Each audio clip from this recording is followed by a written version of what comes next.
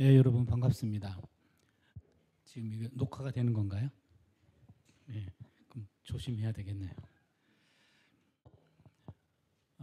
10시간 해서 이사야서를 끝장내는 세미나를 부탁을 받았고요. 책은 6개의 키워드로 읽는 이사야서라고 해서 이 책이 평신도 지도자들하고 목회자들을 대상으로 제가 성서윤회원에서 특강했던 내용을 녹취해가지고 나온 책이에요. 작년인가 재작년에 나온 것 같은데요. 이 책을 1페이지부터 끝페이지까지 다 볼 겁니다. 예, 볼 건데 제 욕심으로는 이것만이 아니라 조금 더 모이신 김에 예언서에 대해서 조금 더 기본적인 것들을 좀 다루고 그 다음에 이 책을 끝장내는 게 좋지 않겠나 그런 생각을 했고요. 그리고 책도 끝장을 볼 겁니다. 1페이지부터 끝페이지까지 끝장을 볼 겁니다. 그래서 믿고 따라와 주시길 바라고요. 제가 어제 밤에 PDF로 우리 박 목사님에게 좀 드렸어요. 이 교재입니다. 이 교재인데요. 문서 예언서 이해라는 부분인데요. 혹시 지금 다 갖고 계신 건가요? 출력으로 갖고 계시든지 아니면은 PDF 파일로 갖고 계시든지 갖고 계신 거죠? 예, 좋습니다. 그러면은 갖고 계시면은 제가 좀 더 수월하게 강의가 가능할 것 같았어요. 예, 보겠습니다. 우리가 오전에는 문서 예언이란 무엇인가 그거 하나 하고 그 다음에 예언서를 공부하려면은 우리가 예언 양식에 대해서 알아야 됩니다. 요 두 가지가 가장 기본이에요. 그래서 요거를 2시간 하고 요거를 1시간 정도 지금 할 생각입니다. 그러고 나서 이 책의 챕터 6개를 어떻게 이거를 끝장낼 건지 제가 좀 고민이 많아요. 예, 요거를 적절하게 나누어 가지고 어떻게 끝장낼 건지. 그래서 오전 시간에는 문서 예언이란 무엇인가 요거를 2번에 걸쳐서 정리를 하겠습니다. 예언서에 대한 개론적인 이해고 예언 양식에 대해서 한번 공부하면 예언서 전체를 이해하는 눈이 좀 트일 겁니다. 그렇게 해서 이걸 할 겁니다. 예, 그러면은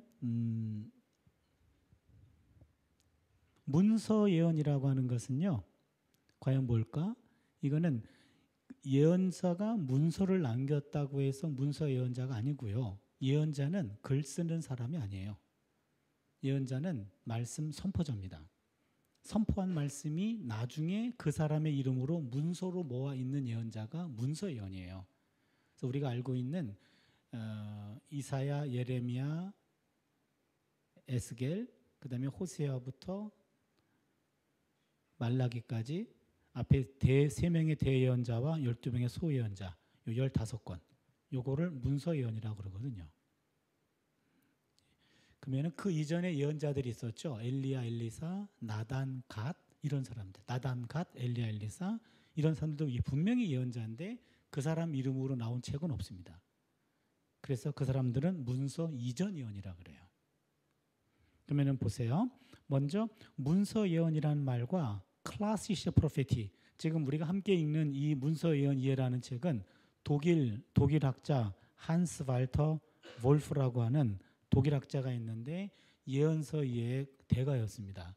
이분의 문서 예언에 대한 특강을 제가 번역한 겁니다. 오늘 우리가 함께 2시간 공부할 내용은요. 그래서 독일 말로 나와 있는 걸 이해해 주십시오. 우리 먼저 고전적 예언, 클래시시 프로페트, 영어로 표현하면 클래식 프로페트입니다. 이걸 고전 예언이라 그래요.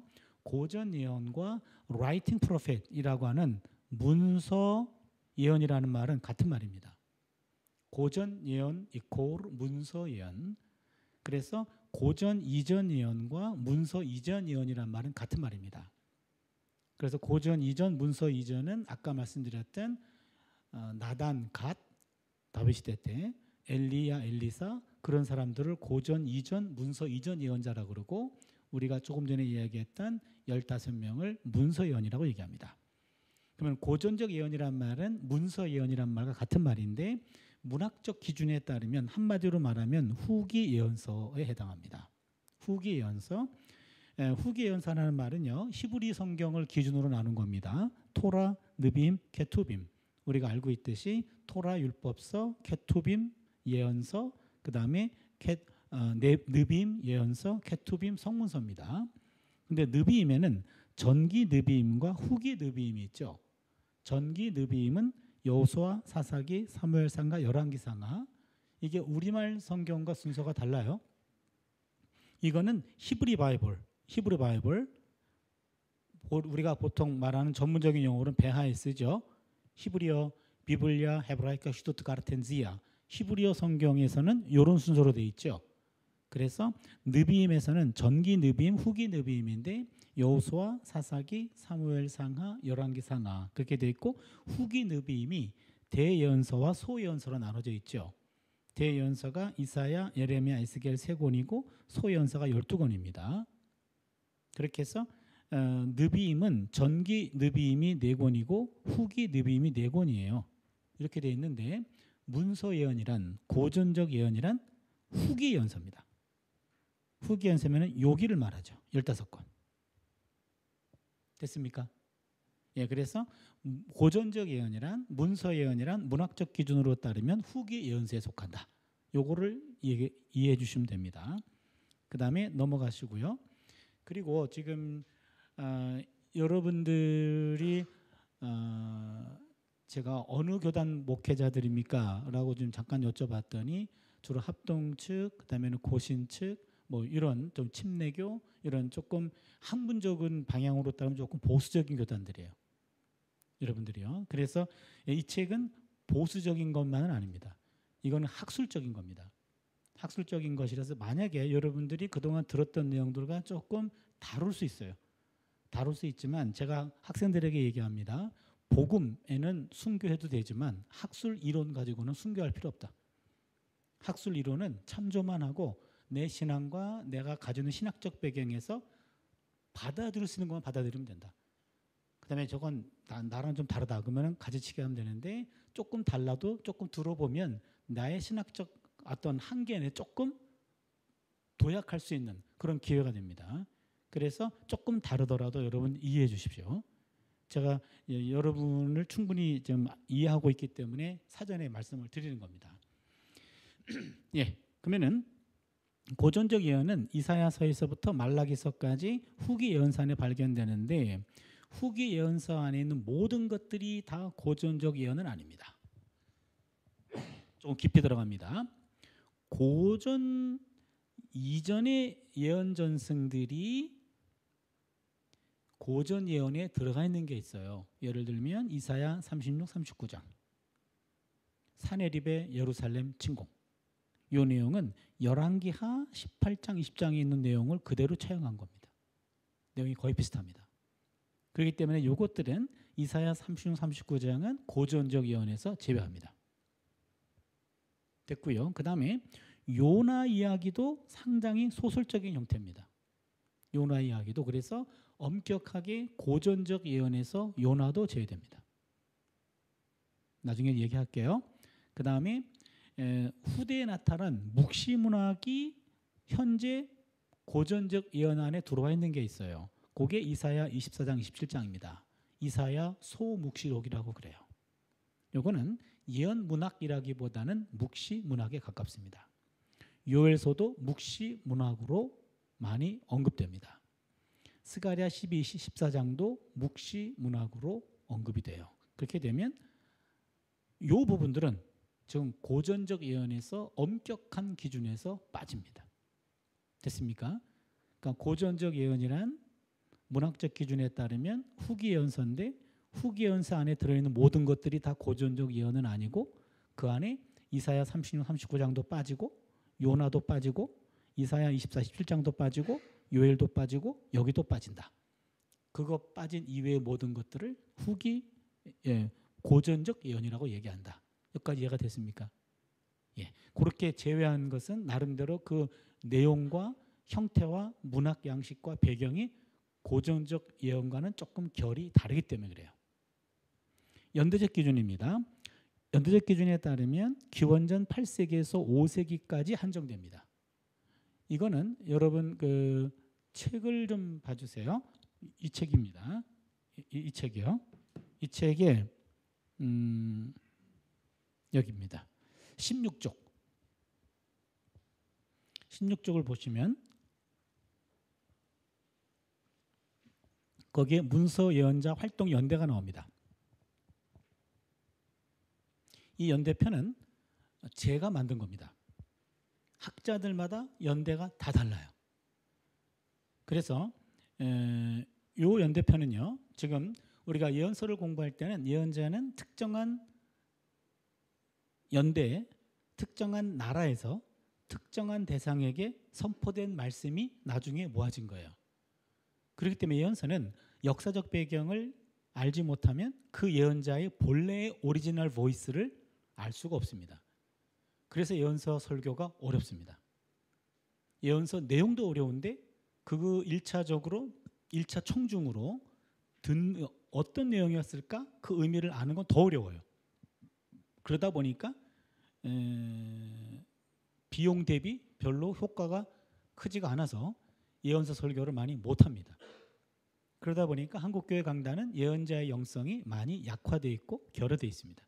저 개인적으로는 제가 예언서를 전공했기 때문에 그런 것도 있긴 합니다만 한국교회는 예언자의 영성이 수혈돼야 좀 건강을 회복할 수 있다. 제가 평생 강조하는 내용입니다. 예, 그래서 아모스서 같은 경우 보세요. 주전 760년에 북왕국에서 활동했습니다. 호세아는 750년, 725년에 북왕국에서 활동했어요. 그 다음에 이사야 740, 701년에 활동했고 미가 740년, 700년. 요 사람들은 7세기 때 활동했다 그래서 이것을 8세기 연자라 그러죠. 8세기 연자라고 표현합니다. 그 다음에 여기 보시면 722년 우리가 알죠. 722년 북왕국 멸망입니다. 587년 남왕국 멸망이죠. 그렇죠? 그 다음에 539년 페르시아에 의해서 바벨론이 멸망해요. 그래서 이제는 고대 근동의 주인이 바뀝니다. 그 다음에 333년에 알렉산더가 등장합니다. 페르시아가 고대 근동의 패권이 됩니다. 그 다음에 33년에 알렉산더가 등장하고 페르시아를 무너뜨리고 헬라가 등장하는 거죠. 그 다음에는 64년에 로마가 등장합니다. 그래서 옆에 보시면 722년부터는 아시리아 통치계라고 표현하고요. 587년부터는 바벨로니아 포로계라고 얘기하고요. 539년부터는 페르시아 통치계라고 말하고 333은 그리스 통치기, 그 이유는 로마 통치계라고 얘기합니다. 독특한 것은 나머지는 다 통치기인데 바벨론 포로기라고 되어 있습니다. 바벨론 포로기는 유다 땅에 있었던 리더십들이 다 바벨론 포로로 끌려갔기 때문에 그렇습니다. 그러기에 유다의 중심지는 그 당시 남아있는 자들이 아니라 끌려간 자들이 중심이었어요. 그래서 끌려간 사람들이 거기서 모세 오경을 완성해가지고 가지고 와요. 그래서 바벨론 포로지가 성경을 만들어내는 하나의 진원지였고 리더십은 거기에 있었기 때문에 포로기라고 얘기합니다. 그래서 여기 722년에 650년경에 나홈이 나오고 스파냐가 나오고 예레미야가 나오고 하박국이 나옵니다. 요 네 사람들은 600년대에 활동했다 그래서 7세기 연이라고 표현합니다. 그 다음에 특징적인 것은 예레미야는 587년을 경험하게 됩니다. 예레미야는 국가 멸망을 예언했고 국가 멸망의 피해자가 되고 포로로 끌려갔다가 나중에 풀려납니다. 그리고 본인이 원치 않게 이집트로 끌려가서 거기서 생애를 마칩니다. 그래서 예레미야만 유일하게 587년 국가 멸망을 경험하게 됩니다. 에스겔은 바벨론 포로로 끌려갔다가 593년에 포로지에서 소명을 받아요. 그래서 바벨론 포로지에서 에스겔은 활동하게 되고 오바댜는 587년 이후에 나라가 망한 다음에 에돔에 대한 심판을 선포한 게 오바댜서입니다. 그래서 587년 이후에 나와 있고 요거를 포르기라고 표현합니다. 그 다음에 포로에서 귀환하고 난 다음에 학계 스가랴가 활동하고 그 다음에 맨 마지막에 말라기가 활동하게 됩니다. 여기서 여러분이 그동안 조금 부정적으로 들어왔던 내용을 하나 첨가하려고 그래요. 이사야서는 1장부터 39장은 남한국에서 활동한 8세기 이사야의 것으로 보고, 그 다음에 이사야 40장부터 55장의 내용은 이것은 주전 550년에서 540년에 바벨론 포로지에서 활동한 이사야의 정신을 계승한 제자의 작품으로 봅니다. 이거를 제2 이사야라고 학자들은 말합니다. 보통 좀 보수적인 데에서는 제2이사야, 제3 이사야를 아마 부정적으로 봤을 거예요. 그러나 일단은 학자들이 그렇게 이야기하고 있는 것을 일단 들어주세요. 무슨 얘기냐면 이사야 40장부터 55장의 내용은 처음부터 끝까지 위로의 메시지입니다. 위로, 희망, 구원. 이거는 바벨론 포로지로 끌려간 사람들에게 준 메시지예요. 그렇기 때문에 550년, 540년은 포로에서 귀환하기 10년 전에 포로지에서 아무런 희망이 없고 이젠 절망적이다라는 사람들에게 위로의 메시지를 선포한 것이 바로 이사야 40에서 55장. 편의상 학자들은 이것을 제2 이사야라고 표현합니다. 동시에 포로에서 귀환하고 난 다음에 520에서 515년까지 56장, 66장 이걸 제3 이사야라고 표현해요. 그렇게 되면 첫 번째 이사야와 두 번째 이사야와 세 번째 이사야가 이렇게 나눠져 있어요. 그렇게 되면요, 이걸 보고 현재 우리 성경은 전체 요 나와 있는 것을 다 8세기 예언자가 예언한 것으로 되어 있습니다. 그거는 정경적 읽기입니다. 우리는 성경을 정경적으로 읽습니다. 교회 안에서는 이사야를 정경적으로 읽어요. 그러나 우리가 역사적으로도 한 번은 어프로치해야 돼요. 여러분, 성경은 역사적으로도 한번 분석해야 되고 문학적으로도 봐야 되고 정경적으로 봐야 돼요. 결국에 우리는 교회 안에서 정경으로 선포합니다.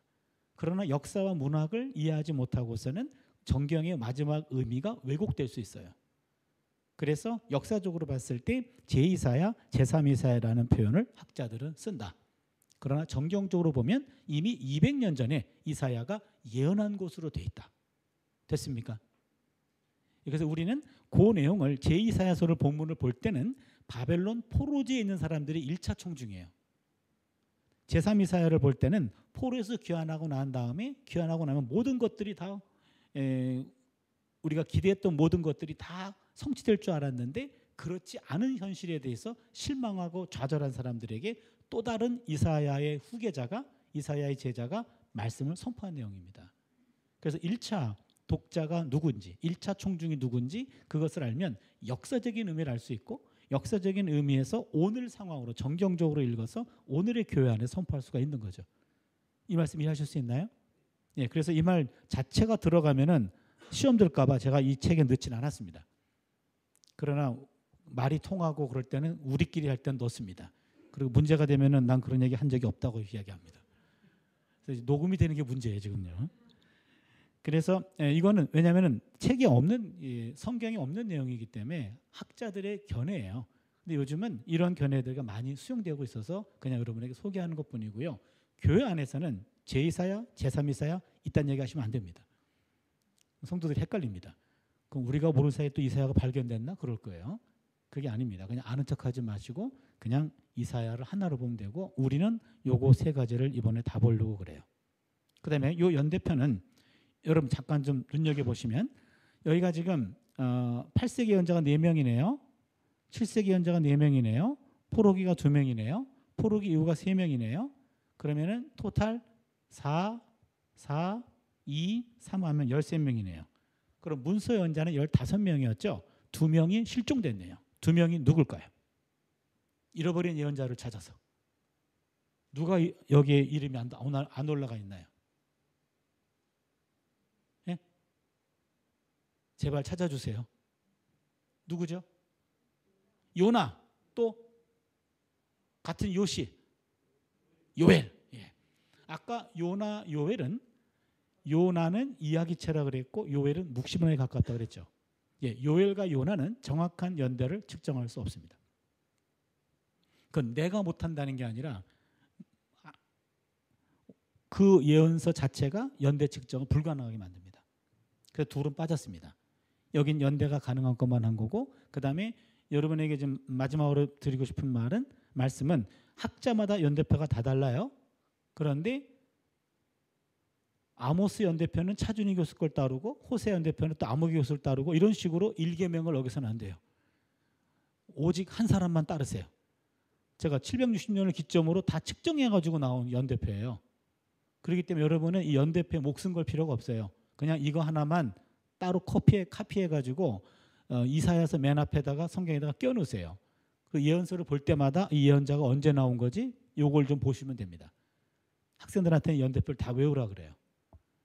여러분한테는 지금 뭐 강요할 수 방법이 없어요. 무슨 성적을 주는 것도 아니고.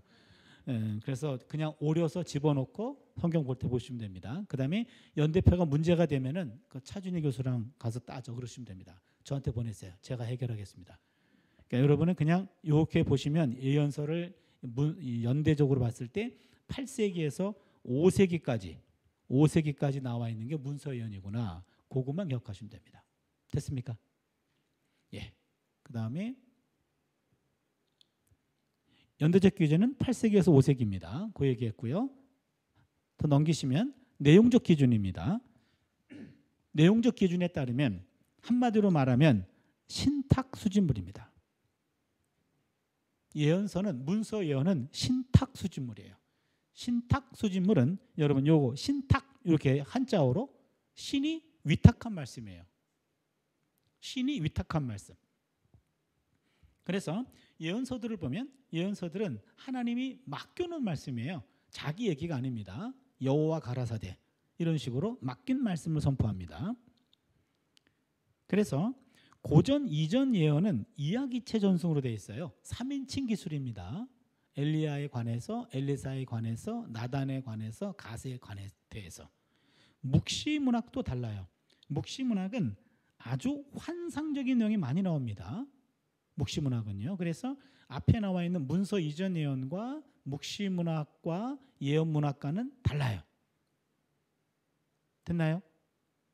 예. 그다음에 고전적 예언자들은 구두로 선포되었고 나중에 문학적으로 모아진 겁니다. 이게 포인트입니다. 예언자들은 글 쓰는 사람이 아닙니다. 예언자들은 선포했어요. 당대에 거절당합니다. 그런데 예언자의 선포대로 나라가 망합니다. 성취됩니다. 성취되고 난 다음에 백성들은 우리가 거절했던 그 예언자의 말에 귀를 기울이기 시작했고 그 예언자의 말을 글로 모았어요. 모아서 나온 것이 오늘의 예언서입니다. 그래서 예언자들은 지금 구두로 선포되었다라는 게 포인트고 나중에 모아졌다. 그래서 법규 전승과 지혜 문학과는 또 달라요. 제가 구약을 공부할 때 학생들이 그런 얘기합니다. 구약은 아주 간단한 학문이다. 5가지만 공부하면 된다. 첫 번째 토라, 율법. 두 번째 역사. 세 번째 지혜. 네 번째 예언. 5번째 묵시. 요 5개만 공부하면 구약은 끝난다. 율법 신앙, 역사 신앙, 지혜 신앙, 예언 신앙, 묵시 신앙. 요 5가지가 다 달라요. 요것이 얽혀 있는 것이 구약이거든요. 그래서 구약은 5가지만 공부하면 된다. 그렇게 얘기하면 학생들이 누가 몰라요? 그게 다 알아서 그렇지? 그렇잖아요. 토라, 율법, 오경이죠. 역사신앙, 역사신앙도 지금 엄청 많죠. 12권이나 됩니다. 그 다음에 지혜, 욥기, 잠언, 욥기, 전도서 요 3권에 묶여 있죠. 그 다음에 예언은 아까 15권이죠. 묵시는 다니엘서죠. 이런 것들이 함께 어우러진 것이 구약인데 다 달라요. 요 메시지도 다르고 양식도 다르고. 그래서 법규 전승은요. 하나 넘기면 오경은 다들 모세에게서 온 것으로 되어 있습니다. 원초적 권위를 모세에게 두고 있습니다. 그 다음에 지혜 전승은 다 솔로몬을 원형으로 둡니다. 솔로몬. 그런데 이것은요. 솔로몬이 다 한 말이 아니고 모세가 다 쓴 책이 아니에요. 모세가 원래부터 모세에게부터 왔고 모세가 기록한 책들이 더 확장돼 가지고 현재 에스라 시대 때 오경이 완성돼요. 그러니까 모세가 다 말한 건 아니죠. 그렇죠. 모세의 정신이 영향을 끼쳐서 후대에 영감받은 저자들이 거기에 첨부돼서 에스라 시대 때 완성된 것이 오경이고 그 다음에 지혜 문학도 솔로몬이 다 한 게 아니죠. 여러분 잠언에 보면요. 아굴의 잠언이다. 이건 아굴이라는 이방 사람의 잠언이에요. 이방 사람들의 잠언도 다 거기에 확장이 돼요. 그래서 지혜 문학도 솔로몬 때부터 시작됐다가 그 이후에 확장된 것들이 다 솔로몬의 권위에 묶여 있는 겁니다. 그런데 예언서는 달라요. 예언서는 예언자의 말은 분명히 역사적 기능을 갖고 있고 그 예언자의 저자와 직결되어 있습니다. 그러니까 저자가 엄격하게 말하면 선포자죠. 예, 그래서 예언 문학, 그다음에 묵시 문학은 또 달라요. 묵시 문학은 이것이 내세까지 포괄됩니다. 구약 성경에서는요, 묵시 문학이 나오기 전까지는 현세가 전부입니다. 내세는 없습니다. 묵시 문학에 와서 내세까지 확장됩니다. 그건 역사적인 배경이 있어요. 예언 문학은 현세까지입니다. 근데 예언 문학 가지고는 그 당시에 순교자들의 순교가 설명이 안 돼요. 순교했어, 하나님 때문에. 그러면 내세가 없다. 그럼 이거는 억울한 죽음이에요. 분명히 죽음 이후의 세계가 있어야 순교가 이해가 됩니다. 그것이 열리는 것이 묵시문학이에요. 그래서 묵시문학은 그 당시 익명이라는 특성을 갖고 있습니다. 예, 그러면요 넘어가겠습니다. 그러면요 지금 우리가 지금 세 가지를 공부했어요. 고전적 예언이란 세 가지입니다. 문학적 기준에 따르면 뭐라 그랬죠? 벌써 잊으시면 안 됩니다. 문학적 기준에 따르면 후기 예언서, 그렇죠? 연도적 기준에 따르면 몇 세기에서 몇 세기? 8세기에서 5세기. 내용적 기준에 따르면 무슨 수집물? 신탁 수집물. 됐죠? 예, 여러분 지금 신대원 다니는 기분이죠. 예, 학생이라면 내가 더 여러분들을 좀 쪼았을 텐데 그럴 수가 없네요. 예, 문학 고전적 예언이란 세 가지 기억해 주세요. 후기 예언서에 속한 책들이 묵시 고전적 예언이다. 그러나 전부는 아니다. 이사야 36장, 39장 이거는 열왕기 하에 나와 있는 내용이 들어온 거고, 요나도 이야기체 문헌이고, 그 다음에 이사야 24, 27장에 나오는 건 소묵시록이고, 요일도 묵시록이고, 스가랴 12, 14장도 묵시록에 가깝다. 그 나머지가 고전적 예언이다. 그 다음에 8세기, 7세기, 8세기는 아모스, 호세아, 이사야, 미가 이런 식으로 구성되어 있고, 그 다음에 이 내용적 기준에 따르면 신탁 수준물이에요. 하나님이 맡기신 말씀을 선포한 겁니다. 됐죠? 예, 그 다음에 2번입니다. 소명과 파송인데요. 예언자들은 당신이 왜 그런 예언자 활동을 하시오? 그러면은 개인적인 충동, 내가 그런 충동을 느꼈습니다. 집단적 충동, 내가 속한 모임에서 나를 지목했습니다. 제도적인 의무, 공부하다 보니까 그렇게 됐습니다. 그게 아니에요. 다 야훼의 부르심입니다. 하나님이 불렀다. 이게 포인트입니다. 예언자들은 하나같이 소명을 받은 사람들입니다. 예, 사역 동기에 관한 다양한 기록들이 나오는데 여러분한테는 지금 제가 그래도 여기 와서 공부하시는 목사님들은 참 대단하신 것 같아요. 공부하는 모임에 잘 안 오거든요. 잘 안 오는데 공부하는 모임을 저를 불러주셔가지고 기쁨으로 왔어요. 사실은 제가 지금 여기 올 만한 몸 상태는 아니거든요. 제가 이번 학기 안식년 받아가지고 12주 동안 지금 미국에 있다가 지난주에 왔어요. 그래서 제가 이번 학기 말고 다음에 하자고 그렇게 얘기해도 박 목사님이 안 된대요. 올해 가기 전에 무조건 해야 된대요. 그래서 지금 내 정신이 아닌데 지금 왔어요. 12주 동안 지금 미국에서 15교회 부흥회를 하고 왔어요. 매주 부흥회를요. 그래서 지금 아직 여독이 안 풀렸는데 그래도 강의를 듣고 싶다 그러니까 제가 기쁜 마음으로 왔어요. 그리고 대구 지역은 제가 목회자 세미나하고 부흥회를 많이 왔던 데거든요. 제가 생각하기에 우리나라 중에서 대구가 가장 복음화율이 낮을 것 같아요. 그래서 제 친구 목사들도 여기는 선교지라는 얘기를 많이 했어요. 부산보다 더한 것 같아요. 여기는요. 너무 성도님들이나 목회자님들이 조금 위축돼 있고, 이 팔공산의 기운 때문에 그렇다고 누가 그러던데, 그만큼 지금 어려운 지역이기 때문에 저도 어려운 상황에서 여러분을 좀 이해하기 때문에 왔어요. 그래서 지금 공부하자 모임이기 때문에 왔는데, 사실은요 여러분 이 책에서 아모스 7장 14, 15, 이사야 6장, 예레미야 1장 이런 것들이요 가르고 나오는 성경 구절들은 다 찾아봐야 돼요. 성경을. 그러니까 원칙만 얘기할게요. 듣든지 아니 듣든지 말씀할 겁니다. 지금이라도 성경을 찾아봐서 이게 그 내용이구나 그런 걸 알아야 됩니다. 우리가 구약이나 신약책을 읽을 때는요, 학술서적을 읽을 때는 이 본문을 이해하기 위해서 아래 내용, 앞에 내용을 보는 거예요. 이거 이해하려고 성경 찾아보는 게 아닙니다. 이게 주예요, 성경 본문이. 근데 그걸 학생들은 몰라요. 그냥 사역 동기에 관한 기록들이 다양하다. 여기 있겠지. 뭐 거짓말 했으려고 이런 식으로 넘어가요. 그럼 안 됩니다. 아모스 7장 14, 15절은 아마시아가 아모스에게 동무는 남쪽 가서 예언하고 떡 먹으라 그렇게 얘기하죠. 그렇죠. 아모스는 남쪽 사람이에요. 근데 북쪽에 가지고 북왕국이 망한대요. 그러니 베델의 제사장인 아마시아가 뭐 이딴 사람이 다 있어. 넌 남쪽 가서 예언하고 떡 먹으라. 왜 남의 나발에 들어와서 깃따위 얘기하니? 그 얘기예요. 그때 아모스가 이보시오. 난 직업적인 예언자가 아닙니다. 나는 원래 뽕나무를 배양하는 사람인데 주께서 나를 불러서 이스라엘에 가서 예언하라고 했습니다. 사역 동기를 얘기해요. 이사야 6장 나중에 우리가 볼게요. 우시야 왕 죽던에 내가 본즉 주께서 높이 들린 보좌에 앉으셨는데 하면서 이사야의 소명 기사가 나와요. 예레미야 1장도 마찬가지죠.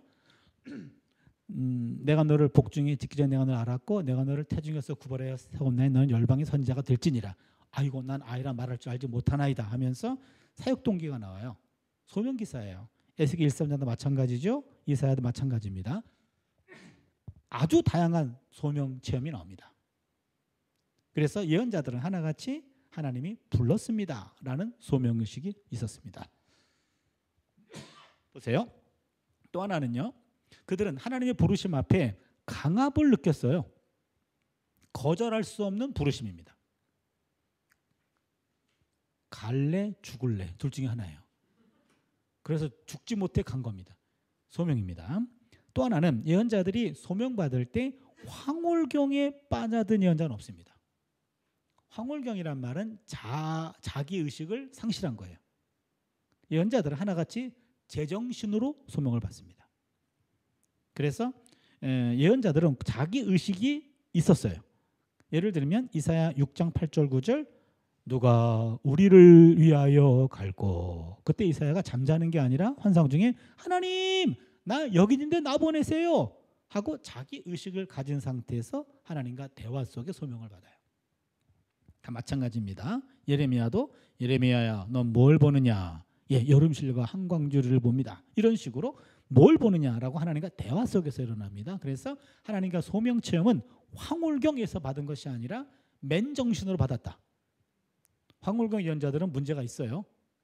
나중에 바알 선지자들이 대부분 황홀경 체험한 사람들입니다.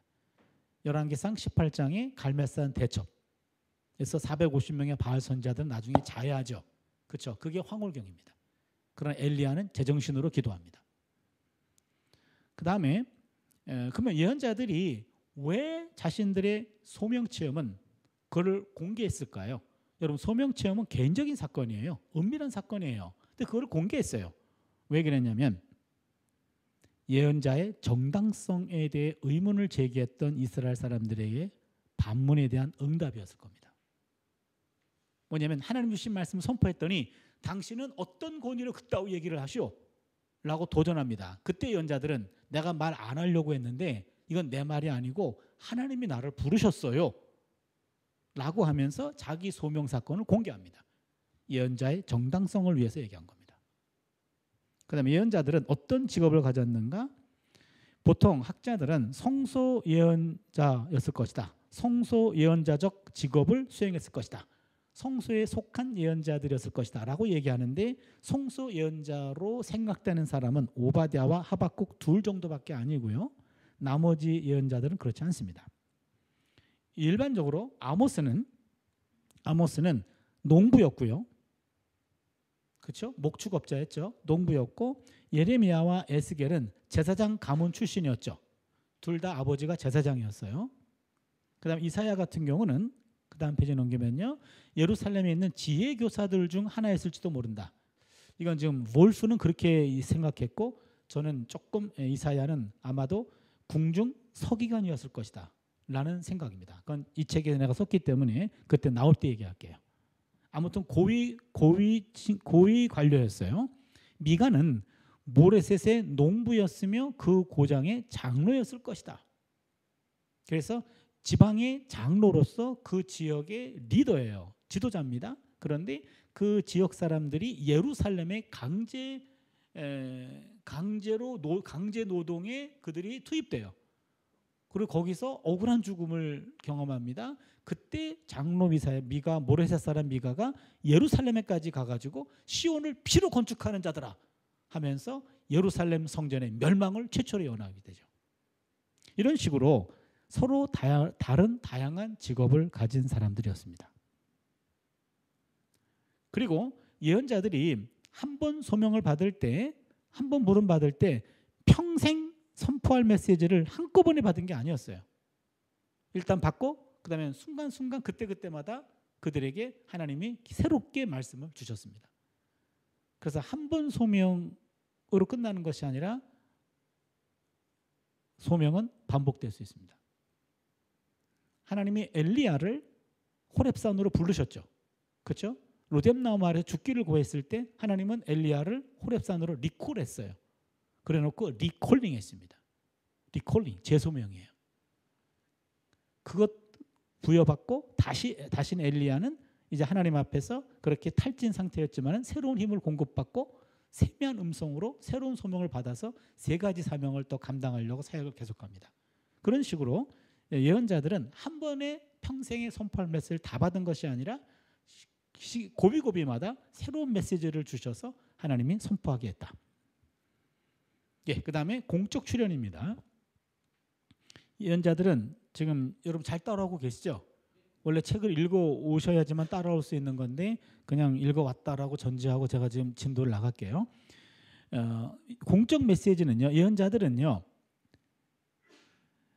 상징 행동을 통해서도 메시지를 선포했습니다.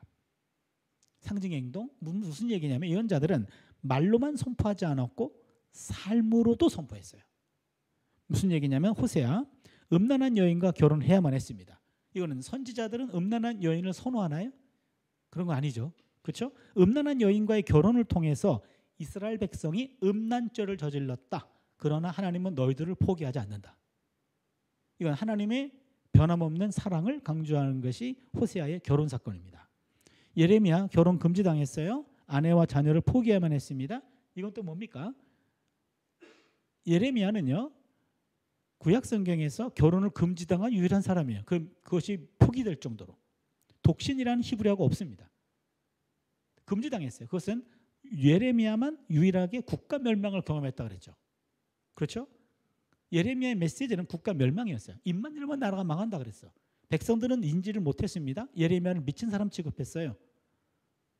그런데 예레미야가 여러분 우리나라는 곧 망합니다. 그런데 며칠 뒤에 제가 결혼합니다. 와서 축하해 주십시오. 말이 안 되죠. 그렇죠? 그의 역사적인 상황과 그의 메시지와 불일치하는 것을 피하기 위해서 결혼을 금지시켰어요. 그 다음에 에스겔 아내가 죽었을 때 울음을 참아야 했고 이사야 같은 경우는 몇 년 동안 완전히 벗은 채로 다녀야만 했습니다. 그것도 또 나름대로 메시지가 있어요. 그렇다면 예언자들은 말로만 선포하는 것이 아니라 삶 전체가 다 메시지였습니다. 저는 거기서 좀 도전을 받습니다. 예언자들은 말뿐만 아니라 삶도 메시지였다. 그래서 여러분 사실 설교는 인격 사역이라고 말할 수 있습니다. 성도들은 목회자의 입에서 나오는 말씀만 보는 것이 아니라 삶에서 나오는 말씀을 더 듣기 원합니다. 강사 설교자는 삶이 숨겨져 있기 때문에 그 말씀으로 승부해요. 그러나 교회 담임 목사님들은 성도님들과 1년, 2년, 10년 같이 생활하기 때문에 말보다도 삶이 더 노출되어 있어요. 그래서 말보다도 삶이 더 많은 설교를 하고 있습니다. 그래서 그런 얘기를 듣잖아요. 요즘에는 메시지보다도 메신저가 더 중요하다. 똑같은 말도 누가 하느냐에 따라 다르죠. 그래서 어떤 설교자는 설교가 너무너무 잘해. 말이 청산유수야. 뭐 청중을 들었다 놨다 해요. 그런데 그의 삶은 전혀 안 그래. 누구나 알아. 그러면 성도들이요 시험 들어요. 저 양반 저렇게 어떻게 말만 잘하나. 꼭 사기꾼 같아. 이렇게 돼요. 근데 어떤 목사님은 말이 너무 어눌해. 진짜 말을 못해. 근데 삶은 진국이야. 그러면 성도들이요 가슴을 치면서 은혜 받아요. 어떻게 저렇게 말씀을 못하시지?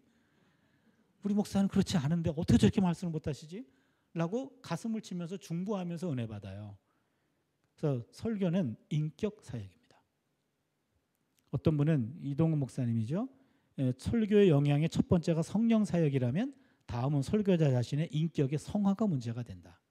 설교자의 인격이 뒷받침되지 않으면 설교의 영향력은 상실되고 만다. 그래서 오늘날 존경받는 목회자들을 신학생들이 많이 찾고 있어요. 또 목회자들은 또 신실한 사역자들을 찾고 있고 부교육자들을 서로 없어가지고 인물난을 겪고 있어요. 지금요. 그렇잖아요. 우리 때는 안 그랬는데 요즘 젊은 것들은 도대체 희생할 줄도 모르고 헌신할 줄도 몰라 이렇게 얘기하고 여러분 젊은 사역자들은 배울 만한 사람이 있어야죠. 이렇게 얘기해요. 요즘 뭐 교육전도사 뭐 그런 거 자리 구하는 것도 목회자들도 쉽지 않고요. 우리 학생들도 안 찾아가요.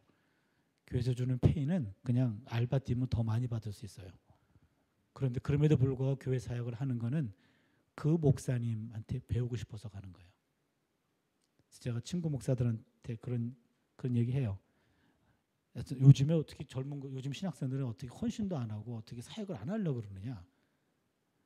아무리 공고를 해도 뭐 쓸만한 사람이 없다 그러는데 사실은 목회자가 사역자들을 인터뷰하는 게 아니라 그 교육전도사가 담임 목사를 인터뷰하는 거예요. 내가 목사님들한테 그 얘기 가끔 해요. 목사님이 인터뷰하는 게 아니라고 뽑는 게 아니라고 그 신학생이 목사님을 인터뷰한다고 뭘 물어보는지 태도가 어떤지 그거 보고 본인이 결정한다고 당신이 합격했다고 들어가는 게 아니라고 그 사람이 합격해야 인정해야 된다고 그게 맞아요. 서로에게 있어서 신뢰가 조금 부족하잖아요. 그거는 오늘 설교자들이 설교만이 아니라 삶에도 조금 신경을 많이 써야 된다. 나는 말로만 설교하는 것이 아니라 삶으로 설교하고 있다. 예언자들의 상징 행동을 한번 귀담아 들어야 될 필요가 있습니다. 그다음에 미래 선포 부분인데요. 3번. 여기 조금 어렵습니다. 여러분 잘 들어주세요. 여러분 예언자 하면은 고발하고 미래를 선포하는 게 가장 기본적인 양식이에요. 잘못을 지적하고 그거에 따른 미래를 선포합니다. 주로 미래 선포는 심판입니다. 이러저러한 잘못 때문에 우리는 망하게 되어 있습니다. 그렇게 얘기합니다. 그런데 여기서 두 가지를 봐야 됩니다. 첫째, 모든 소명 위임과 환상의 결정적인 내용은 동시대인들의 죄가 아니라 야훼에 의해 발생할 다가오고 있는 미래 사건이다. 이게 무슨 말이냐면 고발보다도 미래 선포가 더 우선이다 그 말이에요. 두 번째는 예언 신탁 구조를 면밀히 검토하면 두 가지 요소, 동시대인에 대한 고발과 미래 선포 둘 다 하나님 말씀으로 나오는 경우가 아니면 미래 선포만 하나님 말씀으로 소개되고 청중에 대한 고발만 하나님 말씀으로 나오는 경우는 없다. 무슨 얘기냐면 고발과 미래 선포가 둘 다 하나님의 신탁으로 나오는 경우가 있고 이게 보통이에요. 둘 중에 하나만 하나님 말씀으로 나올 경우에는 미래 선포만 하나님 말씀으로 나와요. 그 얘기는 뭐냐면 고발은 예언자의 몫입니다. 예언자마다 달라요. 그러나 미래 선포는 하나님으로부터 오는 거기 때문에 거의 동일합니다. 그 무슨 얘기냐면 예언자들이 잘못을 지적하고 미래를 선포할 때 가장 근본적인 것은 미래 선포가 우선이고 그 다음에 고발이 나중이다 이 말입니다. 됐습니까? 좀 이따가 또 얘기할게요. 보세요. 그러면은 먼저 종말. 아모스는 야훼의 냉정하고 과격한 말씀을 선포한 첫 번째 사람입니다. 아모스 8장 2절을 보면 종말이 내 백성 이스라엘에게 임했다. 성경에 끝이 임했다 그래. 끝. 아모스 8장 2절 그 끝이 종말이라는 뜻입니다. 히브리 말로 캣. 종말이라고 하는 말을 최초로 말한 사람이 아모스예요. 그래서 나라가 망했다. 종말을 선포합니다. 그 다음에 호세아 같은 경우도 언약을 완전히 부정합니다. 너희는 내 백성이 아니고 나는 너희를 위하여 있는 나가 아니다. 언약 공식이 하나님은 나의 하나님이고 우리는 하나님의 백성이다. 이게 언약이에요. 그런데 호세아는 그 언약 관계를 완전히 부정합니다. 너희는 더 이상 내 백성이 아니고 나는 너희를 위하여 있는 나가 아니다. 라고 하면서 예언자들은 하나같이 종말을 선포했어요. 이제 관계가 끝장났다. 그렇게 얘기합니다.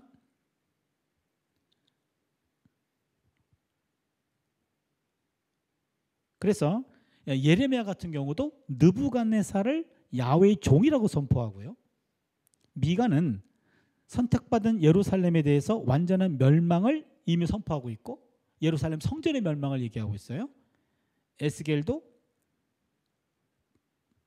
조국 예루살렘이 무사할 수 없다라고 선포하고 있습니다. 모든 예언자들이 다 종말을 얘기하고 있다 이런 얘기입니다. 그래서 고전적 예언자의 아주 가혹한 메시지는 이집트 탈출로 시작해서 예루살렘의 선택에서 마지막 도장을 받았던 이스라엘과 걸어온 하나님의 위대한 구속사는 불가피하게 그 종말을 향하여 치닫게 되었다 하면서 종말 선포로 예언자들의 메시지가 주를 이루게 됩니다. 전환 부분인데요. 아까 미래 선포에서 종말을 예언자들은 다 하나같이 선포했다. 아모스도 종말. 아모스가 처음으로 아모스 8장 2절에서 내 백성 이스라엘에게 끝이 이르렀다라는 끝이라고 하는 말을 처음으로 얘기해요. 그 cat라고 하는 말이 종말이라는 뜻이에요. 그래서 종말로는 아모스가 시작하는 겁니다. 근데 종말 모든 예언자들의 메시지가 종말이 끝이 아닙니다. 심지어 희망이 없어 보였던 아모스의 말들도 9장 11절 이하의 희망을 얘기해요. 여러분 모든 예언자가 심판, 종말로 끝난 예언자는 한 명도 없습니다. 종말이 목적이 아니에요. 그 이후에 호세아 같은 경우도 2장 6절 7절 이제 성경을 좀 보겠습니다. 여러분 좀 번거롭더라도 성경을 좀 보겠습니다. 호세아 2장 6절 7절인데요. 누가 한번 읽어주시겠습니까? 호세아 2장 6절 7절. 그러므로 내가 가시로 고기를 막으며 담을 쌓아 그로 고기를 찾지 못하게 하리니 그가 그 사랑하는 자를 따라갈지라도 미치지 못하며 그들을 찾을지라도 만나지 못할 것이라. 그제야 그가 이르기를 내가 본 남편에로 돌아가리니 그때 내 형편이 지금보다 나았습니다. 예, 여기 보시면요. 내가 가시로 그 길을 막으며 담을 쌓아 그로 그 길을 찾지 못하게 하리니 그는 누굴까요? 예, 이스라엘 백성. 그 다음에 7절에 그가 그 사랑하는 자를 따라갈지라도 그 사랑하는 자는 누굴까요? 이방, 우상, 정확하게 표현하면 바알. 여기서는 바알입니다. 바알을 따라갈지라도 미치지 못하며 그들을 찾을지라도 만나지 못할 것이라. 그제야 그가 이르기를 내가 본 남편에게로 돌아가리니. 본 남편은 누구죠? 하나님이죠. 예, 하나님과 이스라엘의 관계를 부부 관계로 이해한 최초의 예언자가 호세아입니다. 호세아의 탁월한 발상이에요. 하나님과 이스라엘의 관계를 부부 관계로 이해했어요. 그러다 보니까 결혼한 사람이 또 다른 신을 섬기는 이것은 또 다른 정부를 만나는 거다. 이건 음행이다라는 것을 말한 것이 호세아 신학인데, 그렇게 모든 길을 막아서 본 남편에게로 돌아가게 하리니 그때 내 형편이 지금보다 나았습니다. 이 말은 뭐냐면 심판을 통해서 본래의 자리로 돌아가게 한다. 그러니까 심판은 교육적 수단이다 이 말입니다. 그러니까 호세아에게서 심판은 교육적 수단이었다. 그러니까 심판 자체가 목적이 아니고 심판은 수단이었다. 본래의 자리로 돌이키기 위한 것이다. 이사야 같은 경우도 마찬가지인데요. 이사야 1장 한번 볼까요? 1장 21절입니다. 이사야 1장 21절 한번 읽어주세요. 신실하던 성읍이 어찌하여 창기가 되었고 정의가 거기에 충만하였고 공의가 그 가운데에 거하였더니 이제는 살인자들 뿐이로다. 예. 그 다음에 25절이요. 내가 또 내 손을 네게 돌려 네 찌꺼기를 제물로 씻듯이 녹여 청결하게 하며 내 혼잣물을 다 제하여 버리고 계속입니다. 내가 네 재판관들을 처음과 같이 내 모사들을 본래와 같이 회복할 것이다. 그리한 후에야 네가 의의 성읍이라 신실한 보리라 불리리라 하셨나니 시온은 정의로 부족함을 받고 그 돌아온 자들은 공의로 부족함을 받으리라. 예. 21절 보시면 신실하던 성읍은 무엇을 가리킬까요? 예루살렘 시온. 예, 신실하던 성읍 시온이 어찌하여 창기가 되었는고 정의가 거기에 충만하였고 공의가 그 가운데 거하였더니 이제는 살인자들 뿐이라. 그래서 심판을 통해서 25절을 보시면 찌꺼기를 제거하고 청결하게 하며 혼잣물을 제하여 버리리라. 그러니까 심판은 정화를 위한 심판입니다. 그래서 27절에 시온은 정의로 구속함을 받고 그 돌아온 자들은 공의로 구속함을 받으리라. 심판을 통해서 찌꺼기를 제거한다. 불순물을 제거한다. 그게 이사야가 이해하고 있는 심판의 의도입니다. 그러니까 무슨 얘기냐면 예언자들의 심판을 말한 것은 심판 자체가 목적이 아니라는 거예요. 심판으로 관계를 끝장내는 게 아닙니다. 심판을 통해서 교육하는 것도 있고 정화를 하는 것도 있다. 그 다음에 3번, 그 다음 페이지 새로운 사건인데요. 하나님의 백성을 위협했던 종말은 땅, 국가, 성소의 상실에서 드러나게 되었다. 사실 요거 땅과 국가, 성소라고 하는 것은 이거는 엄청난 그 국권을 다 잃어버리는 거죠.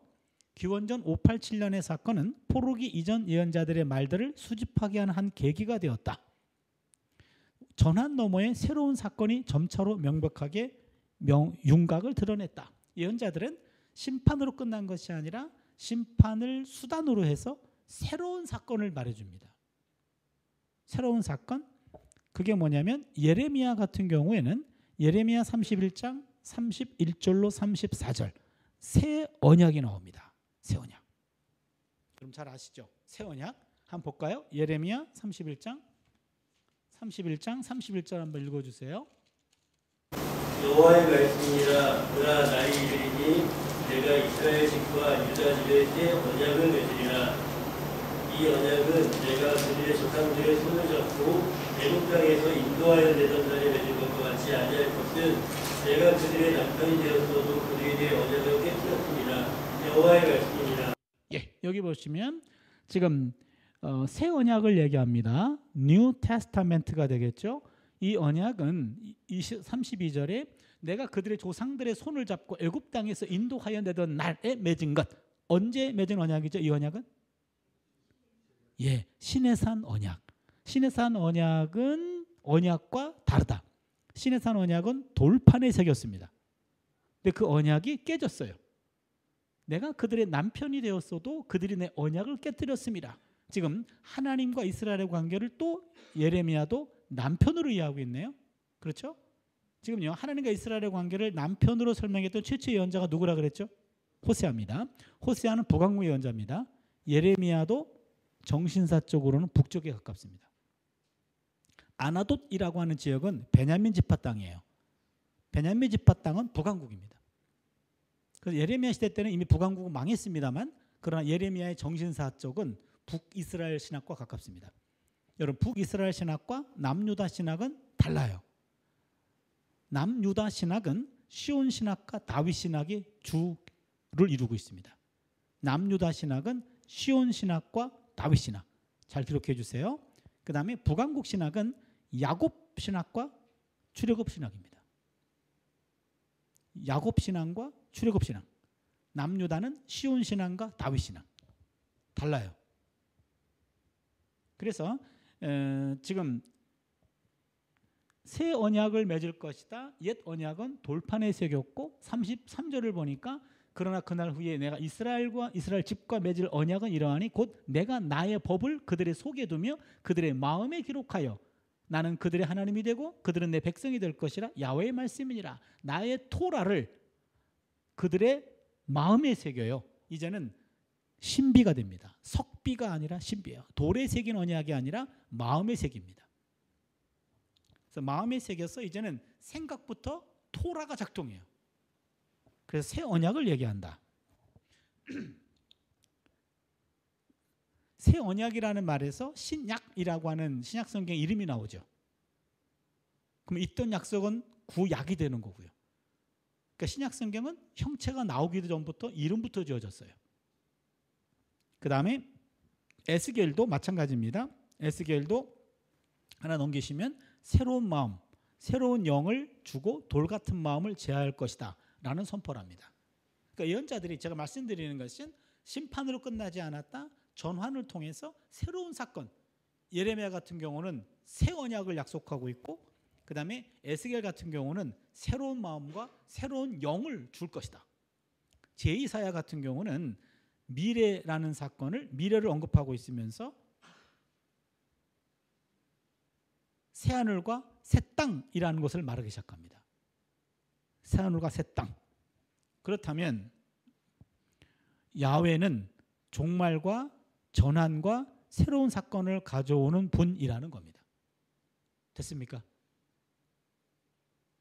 여기까지 하나 지금 정리합니다. 예언자들은 종말로 메시지를 끝내지 않았다. 종말은 하나의 수단이었다. 심판은 수단이다. 수단을 통해서 반드시 구원과 새로운 길을 제시했다. 제가 보는 구약 성경은요, 하나같이 다 희망의 신학이에요. 희망의 신학. 절망적인 상황에서 희망을 주는 메시지입니다. 오경도 토라 신앙도 그렇고 역사 신앙도 그렇고. 여러분 토라 오경이죠. 신명기에서 끝나죠. 신명기에서 마지막 약속은 약속의 땅에 대한 신명기 34장에서 새로운 땅을 그러니까 그들에게 약속의 땅을 주겠다라는 땅에 들어가기 직전에 끝나요.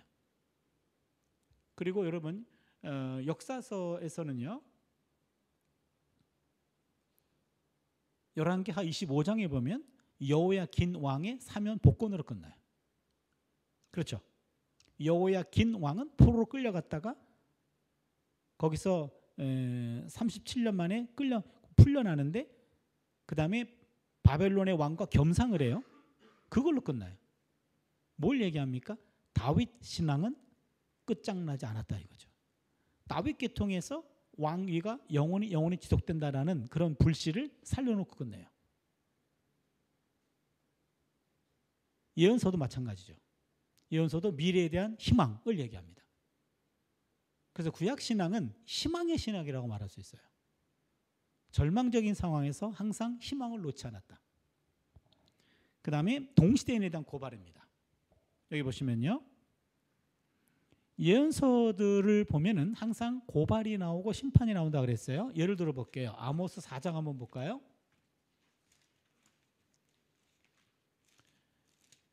아모스 4장 1절부터 3절까지 한번 읽어주세요. 사마리아의 산에 있는 갓산의 암소들아 이 말을 들으라. 너는 힘없는 자를 학대하며 가난한 자를 압제하며 가장에게 이르기를 술을 가져다가 우리로 마시게 하라 하는구나. 주 여호와께서 자기의 거룩함을 두고 맹세하시되 때가 너희에게 이를지라 사람의 갈고리로 너희를 끌어가며 납시로 너희의 남은 자들도 그리하리라. 너희가 성 무너진 데를 통하여 각기 앞으로 바로 나가서 하루 만에 던져지리라. 여호와의 말씀이니라. 예, 1절 2절 고발입니까? 심판입니까? 1절 2절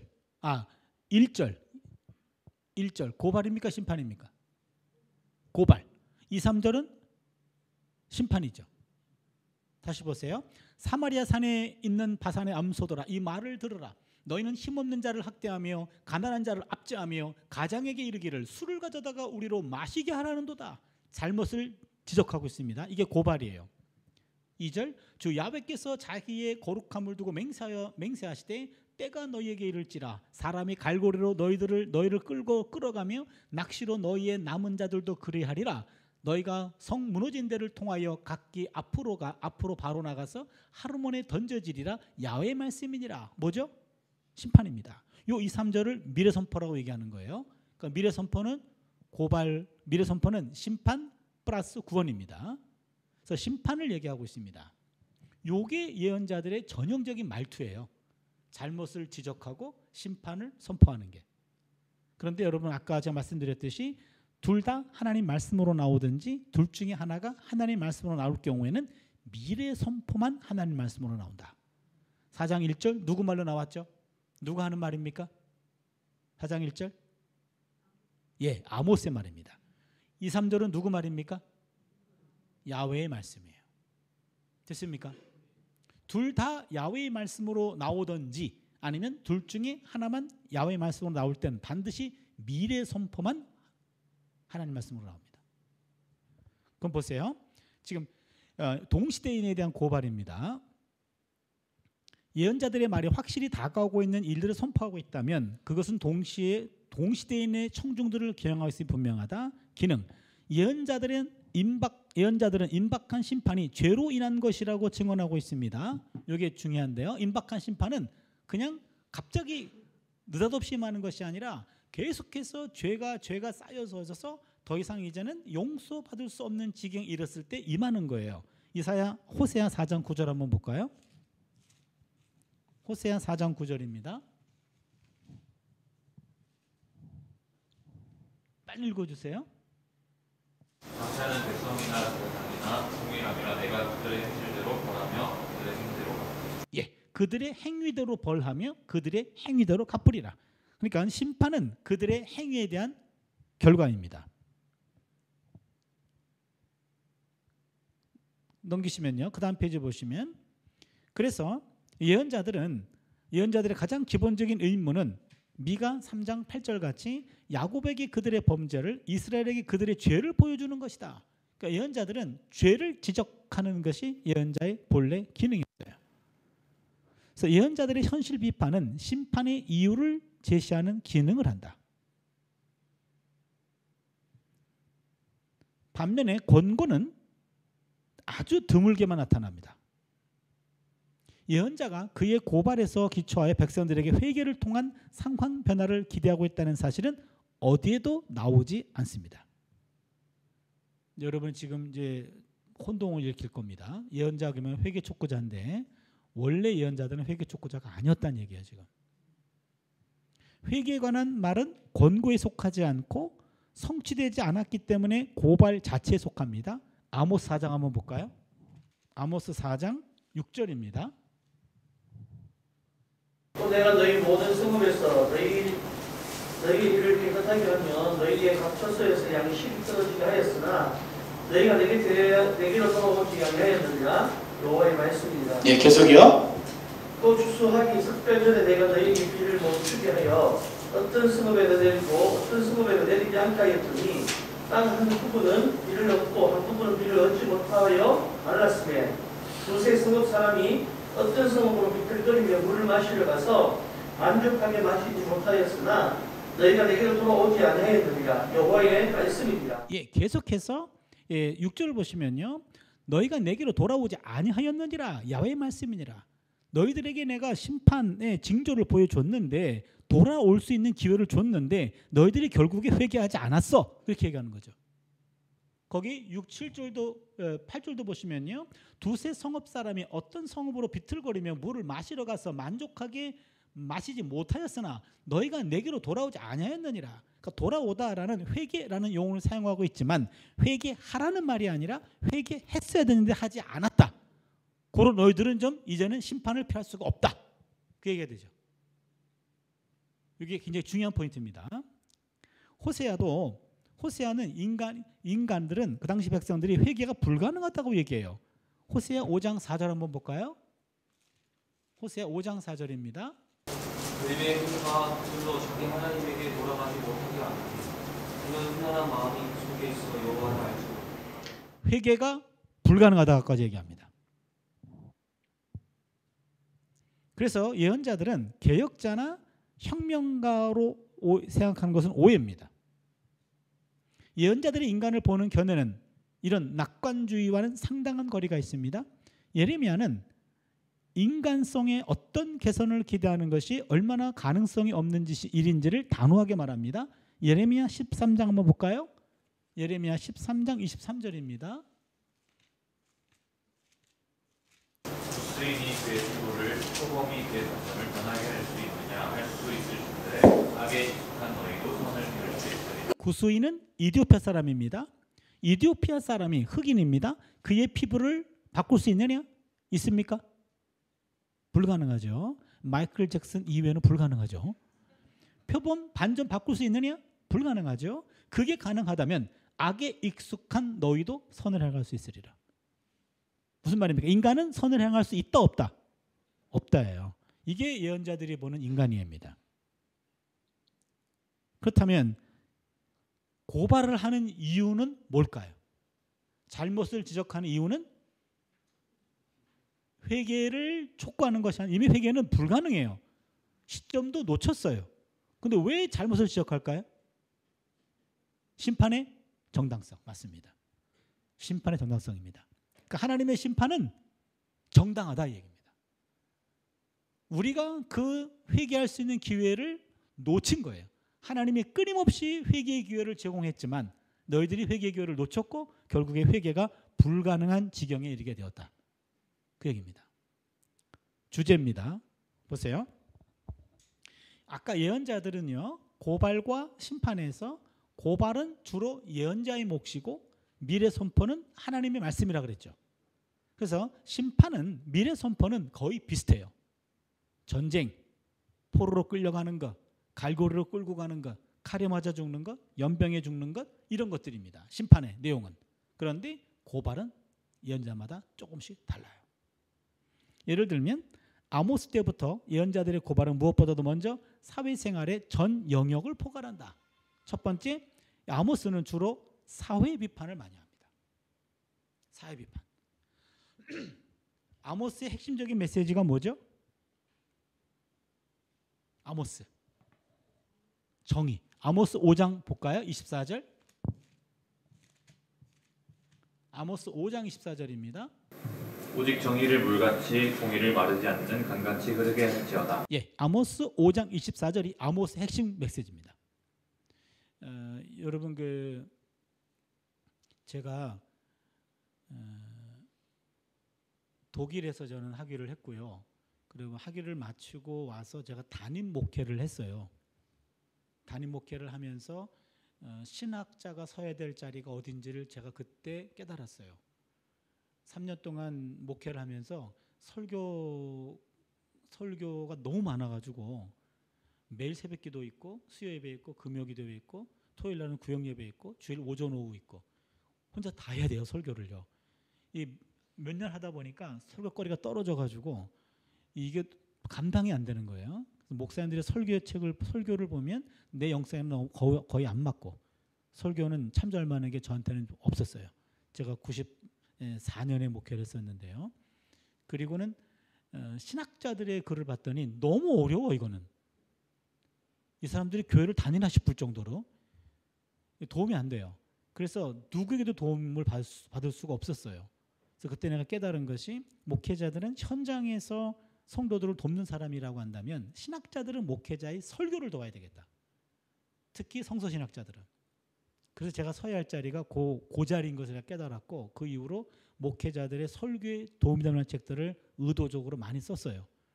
그래서 학술적인 책들도 많지만 더 많은 거는 더 많지는 않네요. 학술적이 더 많고 제가 책을 61권째 썼어요. 번역하고 쓴 책이 그중에 한 15권에서 20권 정도는 목회자들의 설교를 위한 책들이에요.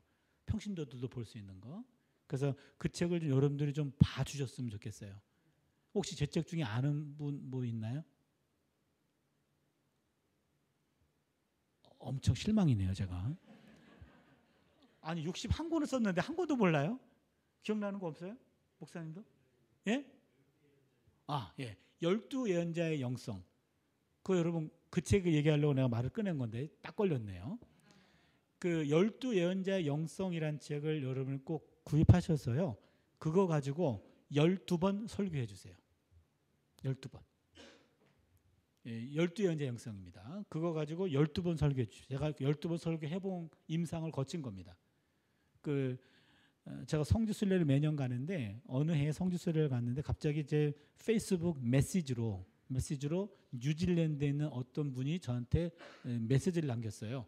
우리 목사님 설교가 한 달에 한 번씩 소연설을 설교하기로 했었는데 지금 세 번째 했는데 설교가 갑자기 좋아져가지고 아주 성도들이 은혜를 많이 받고 있는데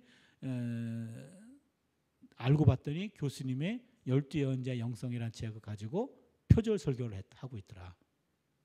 저자로서 어떻게 생각하는지 답변을 해 주십시오. 그렇게 연락이 왔어요. 그래서 제가 그냥 그 자리에서 답변했어요. 나는 당신의 목사님을 존경한다.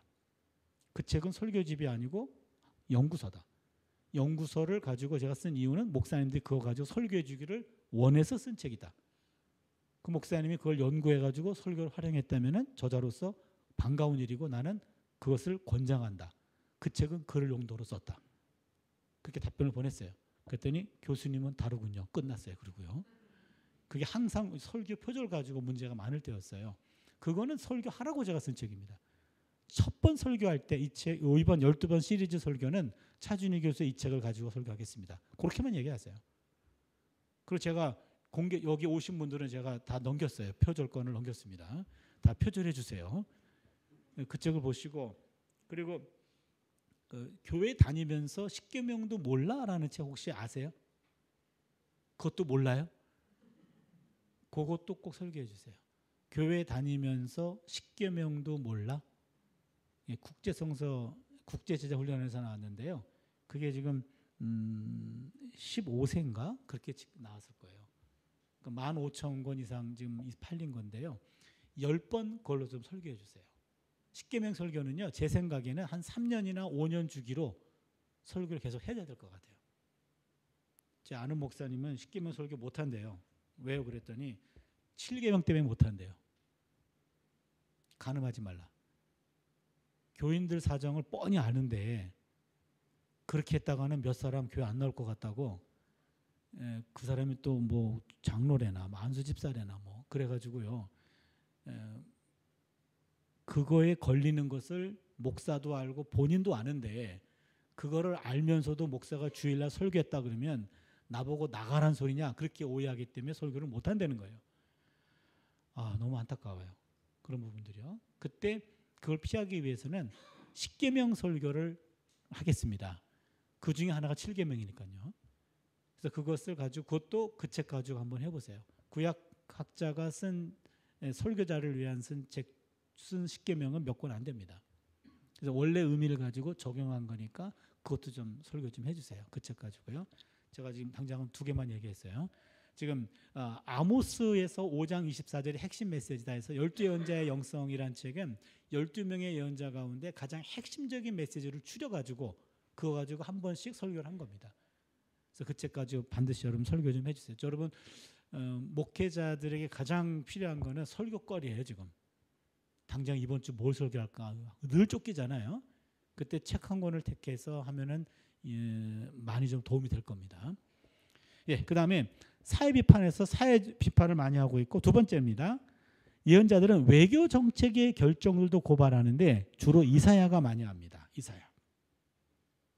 이사야는 고위 관료였어요. 그렇기 때문에 국제 정세에 능했습니다. 그래놓고 이사야 7장 같은 데 보면 세탁자의 큰 길에서 그 당시 아하스 왕과 아들을 데리고 독대가 가능했던 사람이에요. 그만큼 왕실과 가까웠던 사람이기도 해요. 그렇기 때문에 이사야는 국제적인 정세도 아주 빠삭하게 알고 있었던 사람입니다. 그러다 보니까 하나님에 대한 절대적 믿음을 버리고 외교적인 정책으로 국가 위기를 피하고자 했던 시도들은 이것은 1계명을 어기는 거다. 이러면서 외교 정책을 비판합니다. 고발합니다. 세 번째는요.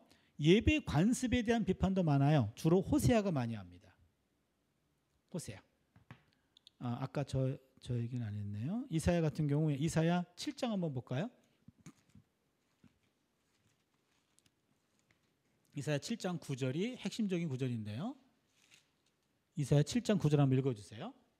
에브라임의 머리는 사마리아요 사마리아의 머리는 르말리아의 아들이니라. 만일 너희가 굳게 믿지 아니하면 너희는 굳게 서지 못하리라. 거기서 만일 너희가 굳게 믿지 아니하면 너희는 굳게 서지 못하리라. 요게 이사야 핵심 구절입니다. 여기 보시면 굳게 믿다, 이게 굳게 믿다, 이게 히브리 말로 아만이라는 말에서 아멘이라는 말이 나옵니다. 아멘. 너희들이 아만 하지 못하면 아멘 경험하지 못한다. 이거는 절대 믿음을 말합니다. 절대 믿음. 그래서 이사야 같은 경우는 절대 믿음의 예언자예요. 그 다음에 아까 호세아 같은 경우 호세아 6장 6절인데요. 한번 보실까요? 호세아 6장 6절. 나는 신혜를 원하고 대사를 원하지 아니하며 범죄보다 하나님을 아는 것을 원한다. 예. 여러분 성경 빨리 찾는 것도 실력인데요. 제가 옛날에는 학생들한테 성경을 이렇게 적어도 한 3번 넘겨서 못 찾으면 너희들은 목회하지 말아라 그랬어요. 그 정도 실력도 안 되면 안 된다. 어디 가면은 한번 하나, 둘, 3번쯤 넘겨서 찾아야 된다. 요즘 근데 내가 요즘 5번도 넘기고 있고 그래요. 그래서 요즘에는 그런 얘기 잘 못 하는데요. 그리고 성경을 읽을 때 만약에 잘못 읽으면 공개적으로 읽을 때 2번 이상 잘못 읽으면 너는 설교자로서 자격이 없다. 또박또박 읽어야 되고 틀림이 없어야 된다. 철자법, 띄어쓰기, 발음 정확해야 된다. 그렇게 했는데 요즘 제가 틀리고 있어서 그것도 말 못하고 있어요. 6장 6절인데 나는 인애를 원하고 제사를 원하지 아니하며 번제보다 하나님을 아는 것을 원하노라. 6장 6절 호세아 핵심 구절입니다. 여기 보시면 인애, 헤세드죠. 나는 헤세드를 원하고 제사를 원하지 아니한다. 하나님을 아는 번제보다 하나님을 아는 것을 원한다. 하나님을 아는 것이 헤세드다. 이렇게 얘기해요. 헤세드가 예배보다 우선이다. 이게 지금 예배 관습들을 비판합니다. 그러니까 헤세드가 빠진 예배는 하나님을 아는 것도 아니고 진정한 예배도 아니다. 이런 식으로 예배 관습을 주로 비판하는 것 호세아입니다. 그래서 예언자들의 구체적인 고발의 대다수는 심판의 정당성을 증명합니다. 잘 기억해 주세요. 예언자들이 고발하는 것은 미래를 바꾸기 위한 것이 아니라 미래는 이미 결정됐어요.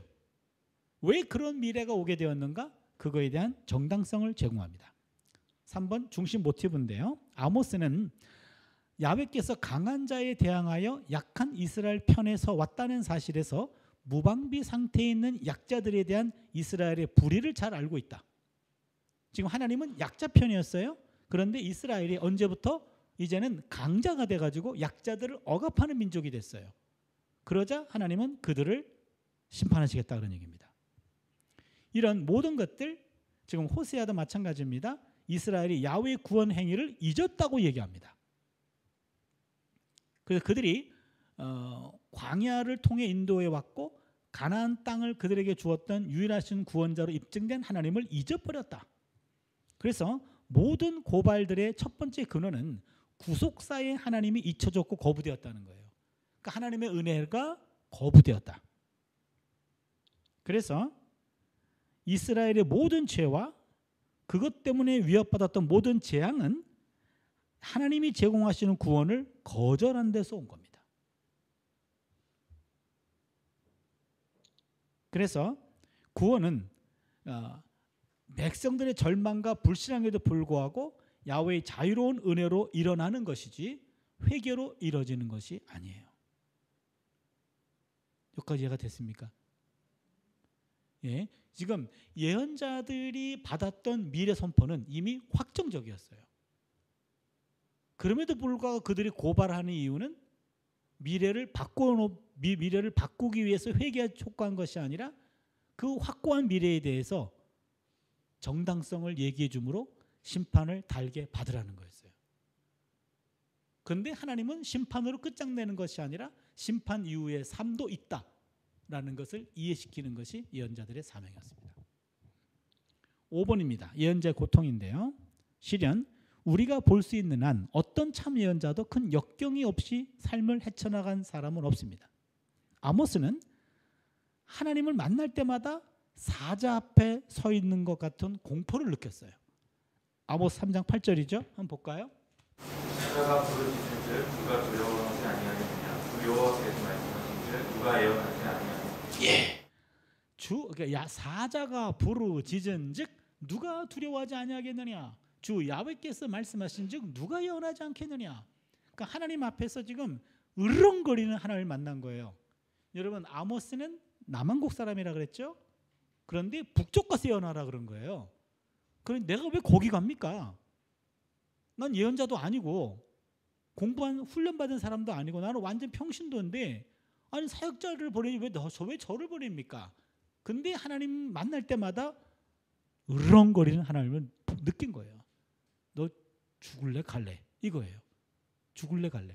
그런 하나님 앞에서 하나님 앞에서 생명의 위협을 느꼈습니다. 호세아는 바보로 취급당했어요. 호세아 9장 7절입니다. 한번 봐주세요. 호세아 9장 7절입니다. 선거의 날이 이르렀고 부흥의 날이 이른 것을 이스라엘이 알지라 선지자가 어리석고 신에 동동하는 사람이 충분히 이는 내 자녀 많고 영원하니 큰.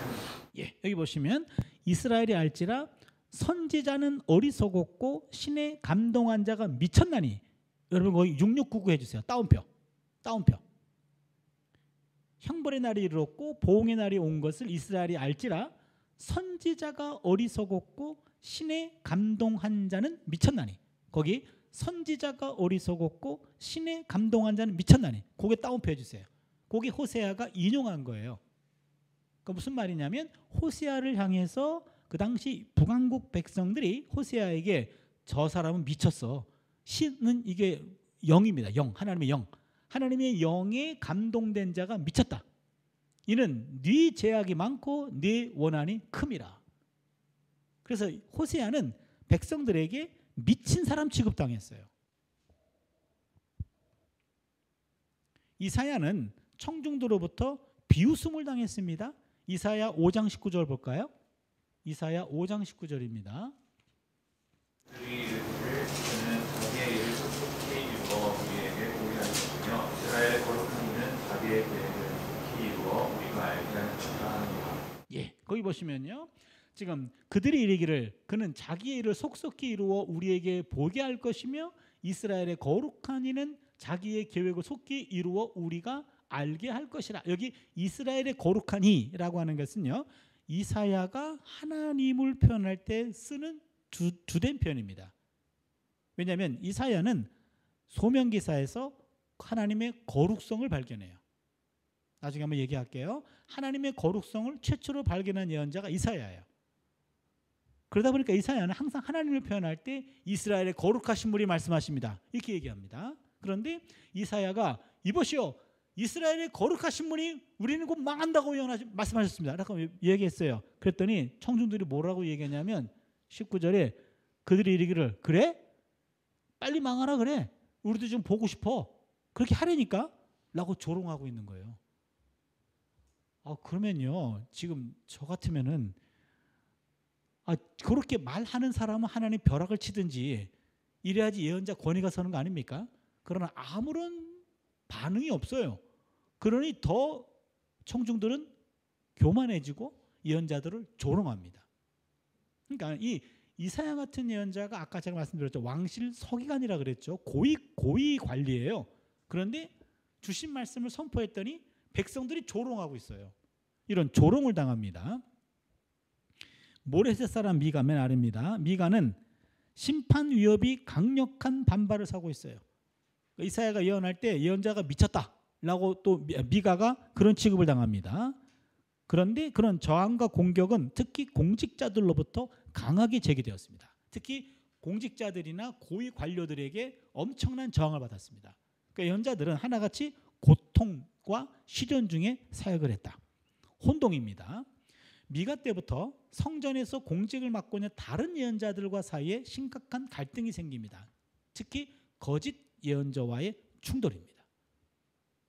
여기 또 국가 멸망을 앞둔 시대 때는 거짓 예언자들이 득세하는데 미가 3장 5절 한번 볼까요? 미가 3장 5절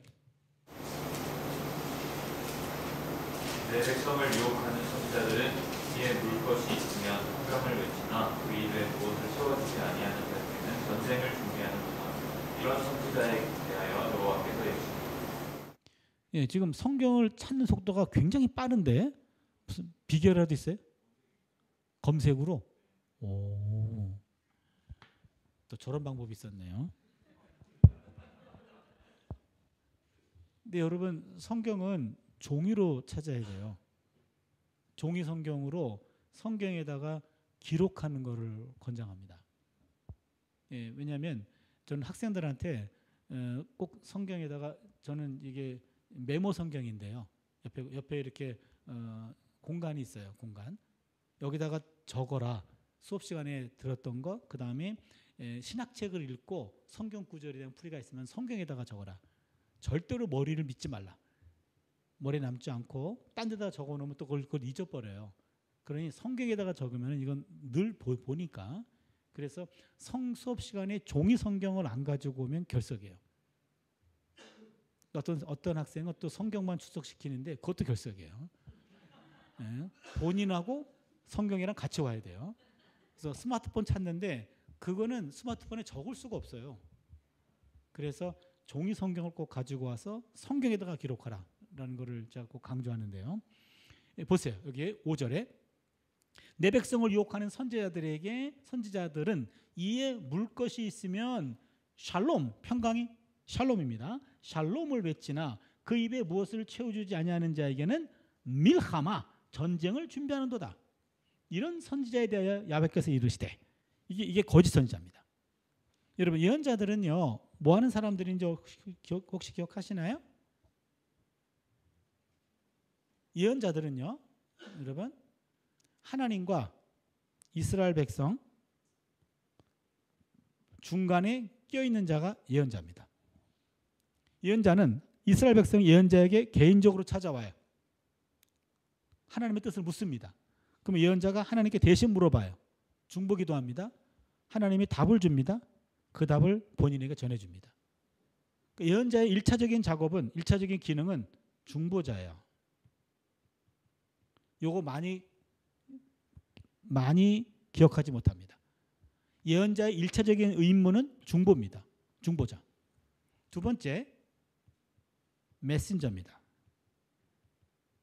본인에게 찾아온 사람에게 적절한 하나님의 뜻을 알려주는 거예요.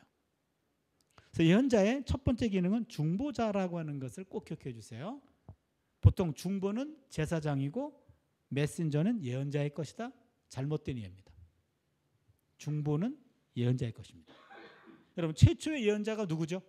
최초의 예언자라고 불리운 사람, 성경에서 아는 사람 얘기해 보세요. 마칠 때까지 하면 되니까. 최초의 예언자 누구죠? 예? 엘리야 선배. 예? 최초의 예언자라고 불리운 사람. 예?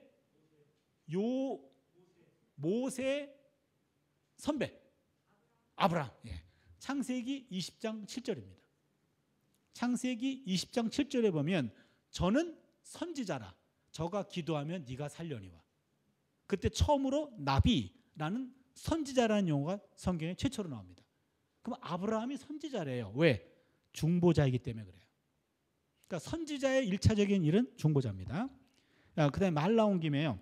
여러분, 말 나온 김에 이따가 얘기해야 돼. 시간이 없네요. 지금 무슨 얘기냐면 이스라엘 백성이 예언자에게 찾아가서 기도 부탁할 때는요, 백성들은 기도를 부탁하고 자기는 일상으로 가서 자기 돈벌이를 해요. 예언자는 일상을 다 뒤로 하고 응답 받을 때까지 기도해 줘야 돼요. 그럼 예언자들은 뭐 먹고 사나요? 아침 이슬 먹고 사나요? 그래서 기도 부탁할 때는 양식이나 일종의 예물을 가져오게 돼 있어요. 그게 사무엘상 9장에 나옵니다. 사울이 사무엘을 찾아갈 때 나귀를 잃었을 때 나귀를 찾기 위해서 하나님의 사람에게 물으러 갈 때 너 혹시 식량이나 예물 남은 거 있냐? 라고 챙겨요. 그래서 예언자에게 일정한 양의 예물을 가지고 오는 것은 이것은 그 당시 관례였어요. 그런데 미가 3장 5절의 거짓 예언자는 뭐가 문제였냐면 그 입에 무엇을 넣어주는 자에게는 샬롬을 외치나 그 입에 무엇을 넣어주지 않는 자에게는 전쟁을 준비하는도다. 요 사례의 메시지가 매여 있는 게 문제죠. 적절한 예물을 받아서 생활비로 쓰는 것은 옳아요. 그런데 메시지는 그 물질에 매여서는 안 되고 하나님에게 매여야 돼요. 그런데 선지자들이 이제는 그 물질의 노예가 된 거예요. 나는 뭐가 좋더라 라고 흘려놓고 그것을 채워주면 그 물질을 보고 걱정하지 마. 샬롬이야.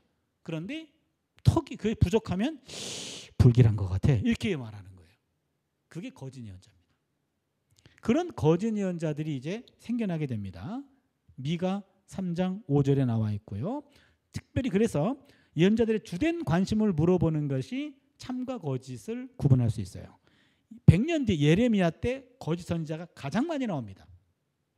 예레미야 나중에 여러분 23장 한번 보세요. 8절 이하에 선지자들에 대한 말씀이라 해놓고 거짓과 참에 대한 사례들을 쭉 얘기해요. 예레미야 역시 가장 중요한 것은 청중들에게 예속되어 있는지를 묻는 겁니다. 그래서 참과 거짓은요, 하나 넘기면 야훼의 뜻을 따르는가 아니면 자신의 소원을 따르는가에 따라서 밝혀지고 윤리적인 삶을 통해 드러납니다. 그래서 예언자들의 참과 거짓은 예속적 관계를 검토하면 됩니다. 청중들에게 얼마큼 자유로운가, 자기 욕망으로부터 벗어났는가, 하나님의 뜻에 맞췄는가, 이게 참과 거짓을 결정합니다. 그래서 참 예언자는 청중이 듣기 원하는 말이 아니라 청중이 들어야 할 말을 전해야 됩니다. 이게 우리의 딜레마입니다.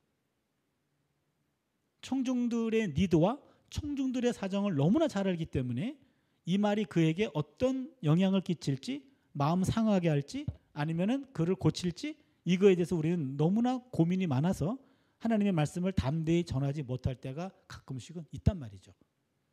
이게 우리 딜레마죠. 그러나 우리의 자존심은 듣는 이가 아니라 들어야 될 그분들에게 하나님 말씀을 대변하는 게 설교자들의 자존심이에요.